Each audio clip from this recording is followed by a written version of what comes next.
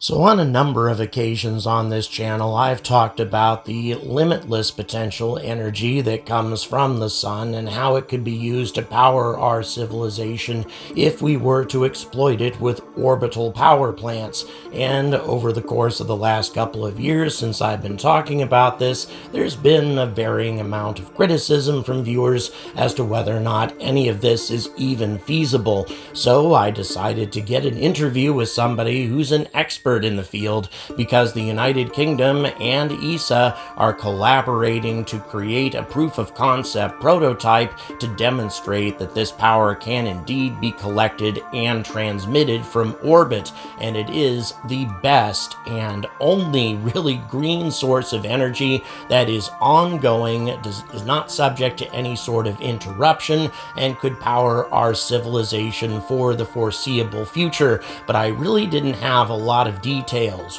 What would this power plant look like? Well, here's the first view of it. A 1 gigawatt solar power plant in geosynchronous orbit that we could, in theory, begin constructing tomorrow. We have the technology now. We just need to prove that it can function. And the best way to find out more about this, I thought, was to interview the project manager for ESA and the UK Space Agency, and I had an opportunity to do this with Dr. Maheshwarappa, and we're going to find out what she had to say in just a moment.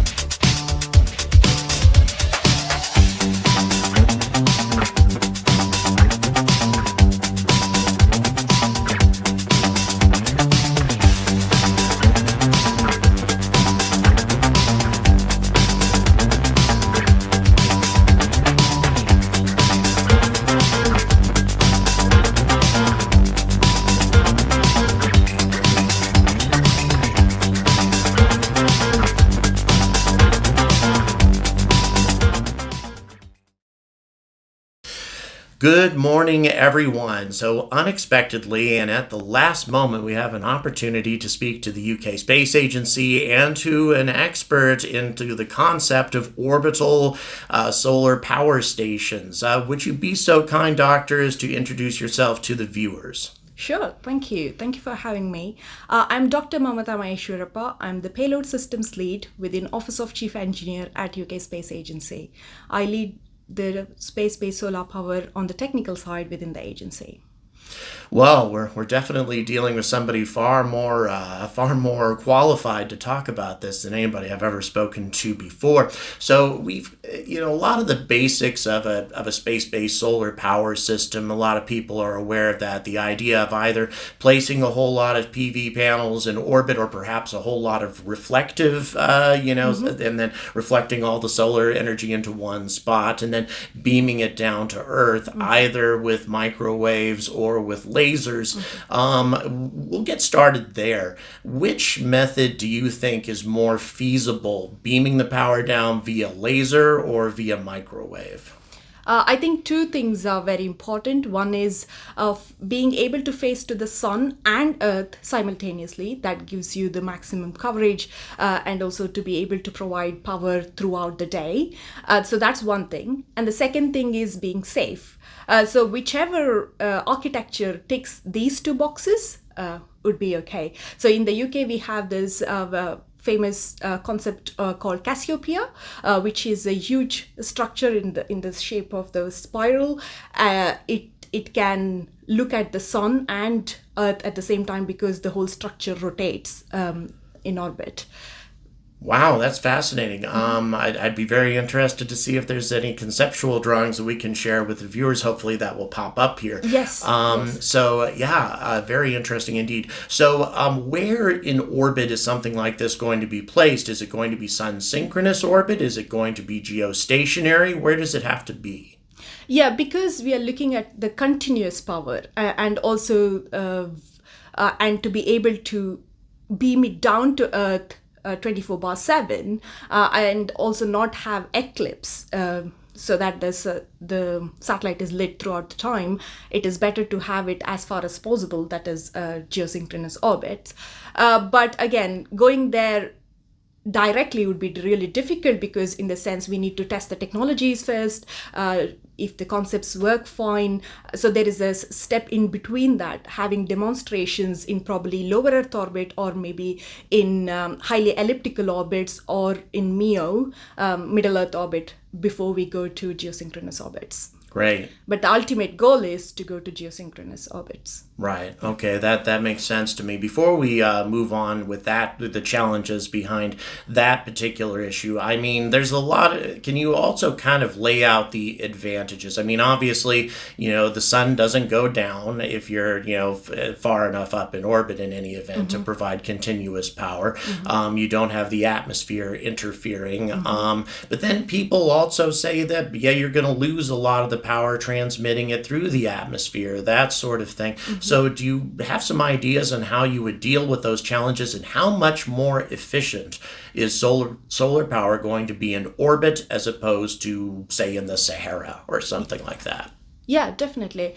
So I think one of the biggest challenges we are facing is the energy security, and being able to have it in your own nation and such plays an important role. So some of the advantages with space-based solar power is that it can be outside the orbit, which means you have got continuous power. It doesn't depend on the climates, it doesn't depend on weather conditions, and also any latitudes. So in the UK, we have less solar power compared to other equatorial regions. So all those things can be mitigated by having a geosynchronous satellite, which can have continuous power all the time, and being able to beam it down to a specific location on the Earth, so that you don't have to worry about some of the energy security related issues. Thank you. I appreciate that. So lay this out for me. So we have one of these Cassiopeia. Let's say your dream in the future is to have some massive Cassiopeia-like structure out in geostationary orbit. It's transmitting the energy, let's say, with microwaves. How big would the Rectena need to be? Would you place that offshore, onshore? I mean, what do you have? What's in your head as far as that's concerned in terms of the best way to do it? It would be in terms of kilometers, definitely. So in order to just give you an example, we are estimating about 6 meters square per megawatt hour. So it depends on what kind of energy we are transmitting. If it is in gigawatts, then we would need probably 6 kilometers square, but if it is in megawatts, a bit smaller. So definitely, or even the structure will be in kilometers in space. Yeah. So very large indeed. So 6 square kilometers worth of. So Cassiopeia is a spiral design, as I mentioned. So from end to end, around 6 kilometers. That's a colossal structure in space, no question about that. And also, of course, pushing it all the way out to geosynchronous orbit is another massive challenge. Do you foresee that, obviously it takes so much more fuel, so much more capability just to drive, for example, Vulcan Centaur, when it gets into service, can deliver about 24 tons to low Earth orbit, however, only about 6 to 8 tons to geosynchronous. Do you anticipate that low Earth orbit refueling is going to be necessary to efficiently deliver those sorts of cargoes, or are there other ways of getting it out there? Yeah, there are other ways. We are definitely not talking of single launch. There has to be multiple launches. We are now talking about hundreds of launches. And the uniqueness of this Cassiopeia design is that there will be only 10 or so different types of modules, but thousands of each of those modules, if you see what I mean. So it's basically building Lego blocks in space. So it's about being able to transfer that to geosynchronous orbit. It could be either having one huge satellite which is delivering the blocks to geosynchronous orbits, or you can have a transfer orbit and have something like a robotic arms and such, which are coming and fetching it and putting it into geosynchronous orbit, and then they're coming back to fetch another set of blocks. So there are many ideas that are floating around. So we are conducting some studies on this to see which one is more feasible. But there are different ways of doing it. That's fascinating to say the least. So tell me something. Why do you think? I mean, we got China that's aggressively moving towards space-based solar power. Japan, JAXA, they are also talking about it as well. But we really don't have the United States putting a lot of money into that at the moment. But it does appear that ESA and the UK Space Agency, which doesn't get much funding really, is looking at doing this. Why do you think there's this philosophical difference over here in Europe versus other areas of the world? I think there are a few changes in the recent years or months that has definitely triggered. A few things is energy crisis that we are facing. The second one is around having greener or renewable energy and the net zero targets, which is a priority within the UK space strategy. And the cost of putting things in space is reducing day by day, so making space more accessible or cheaper than the previous time. So all these different things put together, this is the time where we can probably think of doing this in a more realistic way than compared to like 1970s when the concept was first thought of. Back then it would have costed maybe like $1 trillion, but now we probably are talking about 10 to 15 billion to put something up in space. Definitely in the States, I think it's more military focused. The AFRL people are doing a lot of interesting stuff. Yes. And then, China and Japan and or other countries who are involved as well. But in the UK specifically, because we have this leading design, Cassiopeia, we are better placed to take this forward. And also because it is in our national space strategy, having greener and renewable energy sources is definitely on our priority list. And therefore, the government, it could be Department of Business, Energy and Industrial Strategy, or ourselves, UK Space Agency, we are very keen on supporting the market, supporting the industries to come up with these greener solutions or technologies. And equally within ESA, there is a new program called Solaris, which will again, I think will be discussed more during ministerial. And there was a demonstration in Munich last month. So there is a lot of momentum that is building up within Europe. That's very exciting, everything that's happening there. So in terms of implementation, again, to make it easier, to perhaps make it less expensive, what about in situ resource utilization? Yes. What if we can mine silica, mine the rare earths and metals on the moon, asteroids? Would that make it easier to build something like this?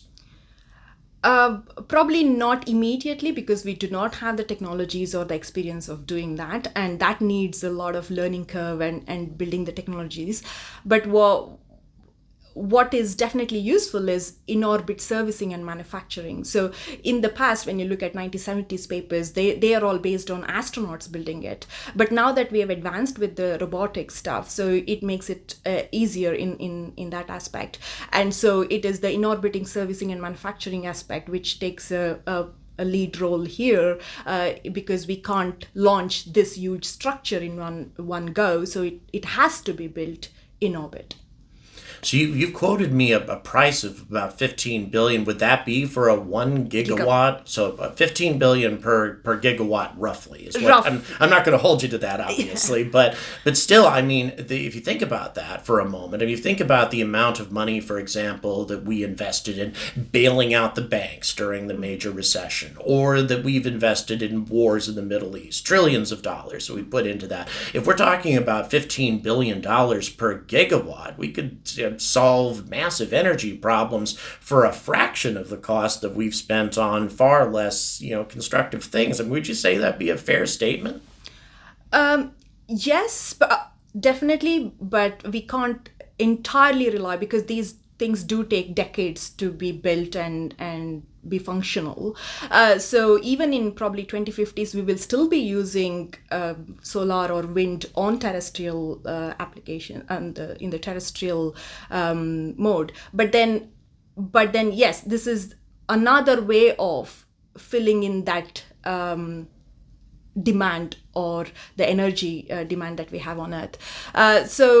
Yes, the initial cost estimates are these, the 10 to 15 billion for the first one. Maybe when we have the second or the third one, maybe the cost might reduce a bit because we would have had experience, and then it becomes more of a more production, and we will have multiple of those. So the cost might reduce, but initial costs are in these ballpark figures. So tell me, obviously I know you're not a politician, but at the same time, I mean, do you really think that it's I mean, given the fact that right now Britain spends a total of about $1 billion on space, about $500 million to the UK Space Agency and all that, do you really think it's realistic that you'll be able to get $15 billion from the European Union, and do you think the political will is there to build something like this?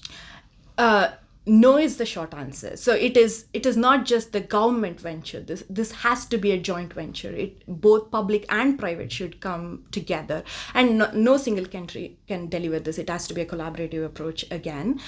So what government has to do is to de-risk those and bring that confidence in the private investors that, okay, this is a viable idea and you can put in money into this. So that's where we play a key role. So that wouldn't take billions, maybe, hopefully not. We are probably now talking about millions, and that's where the government come into play. And after that, it has to be joined by private investors. Now, there are some people who believe that this is possible, and then they talk about the possibility of weaponizing something like this. I mean, if we're talking, everybody hears microwave, using microwaves or whatever. Could we amp up the microwaves to make it deadly? You know, I mean, what do you have to say to that? Could it be weaponized, and if so, what do we do to avoid that kind of scenario? No, I don't think it can be weaponized. The reason I say that is definitely there will be regulations, or there has to be regulations around how much power you can transmit and the limitations of that, etc. So the current limitations are around a quarter of a midday sun. So it wouldn't be harmful for any birds or even human beings or such. With all of these things, it's how best we can use it for the positive things rather than doing it for negative. So that's where internationally we need to come together, have proper regulations around all of these things, and then we need to launch these satellites. Now, many of my viewers are avid SpaceX supporters. Okay, I mean that's kind of goes with the territory. Do you feel that Starship, with its massive fairing, its 100-ton carrying capacity, assuming that we can master low Earth orbit refueling, would a vessel like Starship be very useful to the deployment of something like this? Oh, definitely, yes. Yeah. Getting things cheaper into space is like the fundamental thing of space-based solar power. Yeah, so yeah, definitely. Excellent. So describe, if you can, the initial process. So, obviously the long-term objective is to have the huge Cassiopeia all the way out in GEO. But, what's the first step, the first demonstration we put in orbit? What's in mind for that?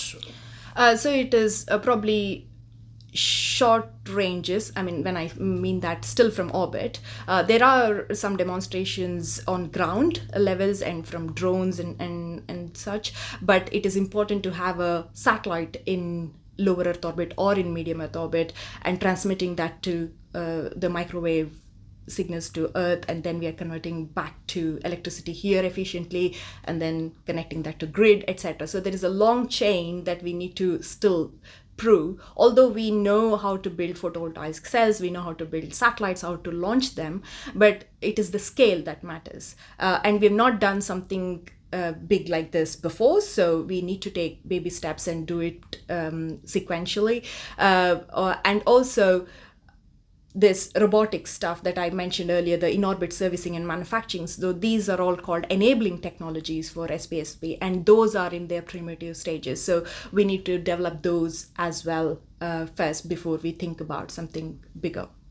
Now, and we're getting close to the end here. A lot of people have been complaining about Starlink and the interference that represents to, astronomical observations, that sort of thing. And I'm thinking about a multi-kilometer structure in space. What do you foresee? What's this going to look like in our night sky if it is that big, and especially if we have several of them? How is that going to look to us?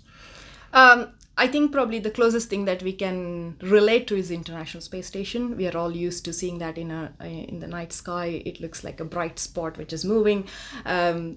I think this will be like 10 times bigger.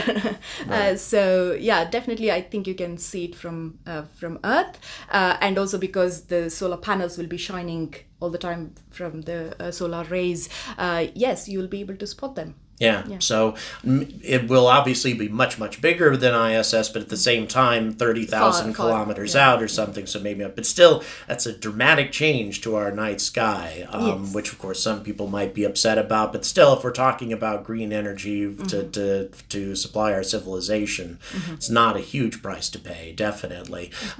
Is there, let's see here, is there anything else that you would like to convey to the viewership? For example, this grant. Can you tell us anything about the grant that we discussed earlier and this competition that's happening for these early stages of the project? Yeah, sure. So the grant call is mainly to develop some of the early stage technologies. What do we call TRL 1 to 6? TRL stands for Technology Readiness Levels. So 1 to 6 is the focus at the moment. So there is a grant call which is out worth 6 million, 3 million from BASE and 3 million from UK Space Agency. So we have now received very interesting proposals. We'll have to see what the results will be like. As I said before, it is the initial push that is required from the government side, and that's what we are trying to do through this grant. Well, I'll tell you, as my viewers know, I really feel that the salvation of our planet is up there. I do believe that everything we need, from green energy to the resources necessary to fuel our civilization, all of that is in space, and I really hope I can help you guys to convey this information and this fact out to the world as much as possible. Thank you. Oh, I'm sorry, is there one other thing you wanted to add? Because you mentioned that, one of the challenges for SPSP is the public awareness and public acceptability. That is the biggest challenge. The influencers like yourself could help with that and make people more aware of what we are trying to do here. Yeah, that would be really helpful. Yeah. Absolutely. It's a question I was actually looking to ask some of your colleagues about that, but since you've brought it up, how do we, because right now the UK government is funding space about 1/3 as much as France does, for example, 1/25 as much as the United States does. What do we do to get the government involved? Do local people call their local MP, that sort of thing? I mean, what's the best way to approach this for a British viewer? And we have thousands of them, by the way. So I'm just curious, what would be the best way for them to do this? I mean, to be honest, I think in the United Kingdom, the government side is much more interested, and they're already investing compared to any other place. So in that way, we are good. But what we need is equal contribution from private sectors and the buy-in from general public. And I think that's where people like yourself can help us. Absolutely. Well, we will do everything we can to help with this, because I think this is a fantastic project. Thank you so much for spending time with us today, Doctor. Thank you very much. So as you can see, this is not something that's theoretical. This is not something that's being explored, this, vague concept that may come true at some point in the future. This is something that's being worked on right now, proof of concept, prototype being designed and deployed. The government will appears to be there, at least at this stage. So as the doctor said, let's go ahead and share this information with our fellow spaceflight enthusiasts to show everyone that this is the solution for the energy crisis, at least in the long run. It will take a long time to build something like this, but still, this is undoubtedly the most efficient and productive way of delivering energy to our planet and feeding our civilization. So until we implement this solution that will secure the future of humankind, I urge all of you to stay angry about space.